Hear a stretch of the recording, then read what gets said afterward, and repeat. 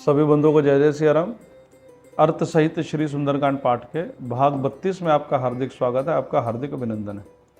कल के भाग में आपने सुना था कि बड़ा सुंदर दोहा कहा गया, सचिव वैद गुरु तीन जो प्रिय बोलहि भय आस, राज धर्म तन तीन कर होई वेगही नास। अगर आपका सचिव, आपका वैद्य और आपके गुरुदेव अगर यही आपको गलत जानकारी अथवा तो गलत शिक्षा देने लग जाएं तो जीवन समाप्त होने में फिर समझिए देर नहीं है। परंतु रावण के साथ विडंबना यह है कि रावण के साथ के जितने लोग हैं वो सब इसी प्रकार के हैं। सोई रावण कहु बनहि सहाई, अस्तुति करहि सुनाई सुनाई, अवसर जानि विभीषण आवा, भ्राता चरण सिंह सुतहि नावा। रावण के साथ भी बिल्कुल लगभग ऐसा ही हो रहा है। जितने भी रावण के साथ के संगी साथी उस समय के थे वो सब रावण की बढ़ा चढ़ाकर तारीफों के पुल बांधने में लगे हुए हैं और रावण को भी आनंद आ रहा है। तो ये सूत्र है कि जिस व्यक्ति को अपनी प्रशंसा सुनने की बीमारी लग जाए उस व्यक्ति का पतन होगा ही होगा। अभी 2-3 दिन पहले के प्रसंग में आपने सुना था कि जब भगवान राम हनुमान जी की प्रशंसा करने लगे तो हनुमान जी भगवान के चरणों में त्राहिमाम कहते हुए गिर गए थे। तो राम जी ने हनुमान जी से पूछा था कि हनुमान, उस समय तो राक्षसों को मारते हुए तुम डरे नहीं, अब यहां कोई राक्षस नहीं और तुम त्राहिमाम करते हुए चरणों में गिरे हो, क्यों? हनुमान जी ने बड़ा सुंदर उत्तर दिया था कि प्रभु, आपकी प्रशंसा से ही मुझे भय लगता है, क्योंकि एक बार आपने नारद जी की प्रशंसा कर दी थी और नारद जी की प्रशंसा की तो नारद जी बनने आए थे सुंदर और बना दिया था बंदर, और मैं तो पहले ही बंदर हूं। सोचो मेरी क्या हालत होगी, इसलिए मैं आपके चरणों में पहले ही गिर गया। अर्थात जिस व्यक्ति को प्रशंसा सुनने की आदत लग जाए तो प्रशंसा से पैदा होता है अभिमान, और अभिमानी व्यक्ति तो दुनिया में जगत में गिरता ही गिरता है, क्योंकि अभिमान उसका भगवान तोड़ते जरूर है। भगवान का सर्वश्रेष्ठ भोजन जो है वो अभिमान ही है। इसलिए हनुमान जी ने कहा, प्रभु इससे पहले कि मैं जगत में गिरूं, क्योंकि प्रशंसा आपने कर दी, अभिमान मेरे अंदर आएगा ही आएगा, तो इससे पहले कि मैं किसी और के चरणों में गिरूं, इससे अच्छा है मैं आप ही के चरणों में गिर जाऊं। प्रभु इस प्रशंसा से आप ही मेरी रक्षा करिए। लेकिन यहां रावण की स्थिति बड़ी अलग है, बड़ी विचित्र। रावण को तो प्रशंसा सुनने में ही रस आता है। जो व्यक्ति रावण से सीधी बात कह दे तो समझो रावण को ऐसा लगता है कि जहर बस मेरे ऊपर गिरा दिया किसी ने। संयोग से उसी समय विभीषण जी आ गए, रावण के चरणों में प्रणाम किया और अपने आसन के ऊपर बैठ गए। पुनि सिर नाई बैठ निज आसन, बोला वचन पाई अनुशासन, जो कृपाल पूछूं मैं बाता, मत निरूप कहूं हित दाता। और फिर विभीषण जी पुनः खड़े हुए, प्रणाम किया और विभीषण जी बोले कि महाराज, अगर आपने सलाह मांगी ही है तो अब मैं वो सलाह दूंगा आपको जो आपके लिए अच्छी हो। जो आपन चाहे कल्याणा, सुरसु सुमति सुभगति सुखनाना, सो पर नार लीलार गोसाई, तजौ चौथ के चंद के नाई। हे महाराज, नीति कहती है कि मनुष्य को अपना मंगल, अपना नाम, अपनी सद्बुद्धि, अपना कल्याण करने के लिए हमेशा अच्छे पथ का ही चुनाव करना चाहिए। महाराज, दूसरी की स्त्री को उसका चेहरा नहीं देखना चाहिए।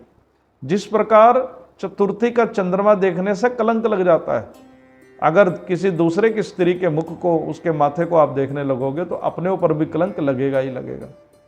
इसलिए दूसरे पुरुष की स्त्री को उसी प्रकार देखना छोड़ देना चाहिए जैसे लोग चतुर्थी के चंद्रमा को नहीं देखते।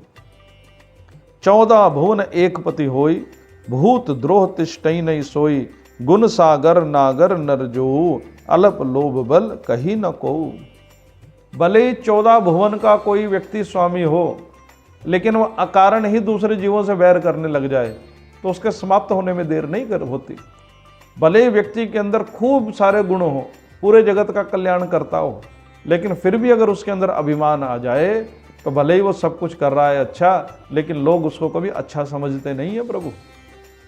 इसलिए आप एक काम करिए, काम क्रोध मद लोभ सब नाथ नरक के पंथ, ये सब नरक के पंथ है महाराज।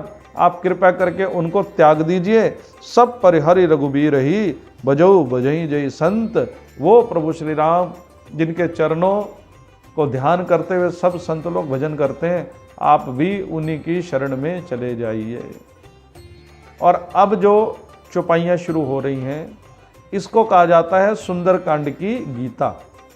भगवान श्री कृष्ण ने जो गीता का उपदेश में कहा है, वही लगभग सारी की सारी बातें इस दोहे की चौपाइयों में कही गई है।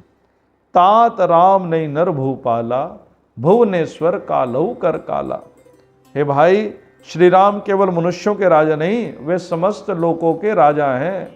वो काल जो पूरे जगत को खा लेता है, उस काल के भी काल है प्रभु श्री राम। ब्रह्म अनाम अज भगवंता, व्यापक अजित अनादि अनंता। वे ब्रह्म हैं, विकार रहित हैं, वे अजन्मा हैं। ऐश्वर्य, यश, श्री आदि सभी दिव्य गुणों के भंडार प्रभु श्री राम हैं। आए क्यों हैं?